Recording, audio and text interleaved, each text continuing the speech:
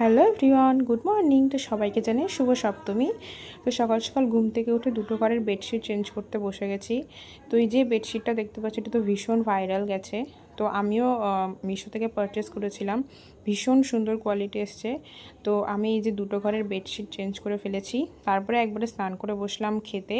তো আমি সকালে ব্রেকফাস্টও করে নিই আর লাঞ্চও করিনি, তো একবারে বসলাম ব্রাঞ্চ করতে। ছিল হচ্ছে ডাল আর তরকারি। তো তারপরে রেডি হয়ে চলে গেছিলাম ঘুরতে। ফাইনালি আজকে যাচ্ছি একটু ঠাকুর দেখতে। তো আজকে আমরা গেছিলাম তাহিরপুরের দিকের প্যান্ডেলগুলো দেখতে।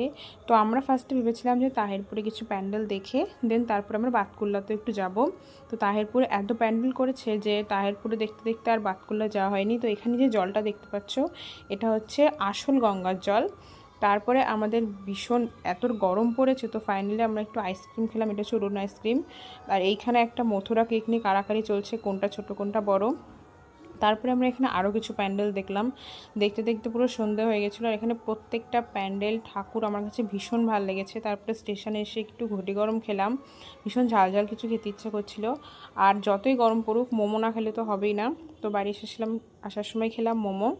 তারপরে আমাদের মণ্ডপের একটু ঠাকুরটা দেখে আসলাম আসার সময়। তো আমাদের এখানে প্রত্যেকবার একই রকম ঠাকুর আনে। তো শেষ খেলাম একটু ফুচকা। তো that was it for today.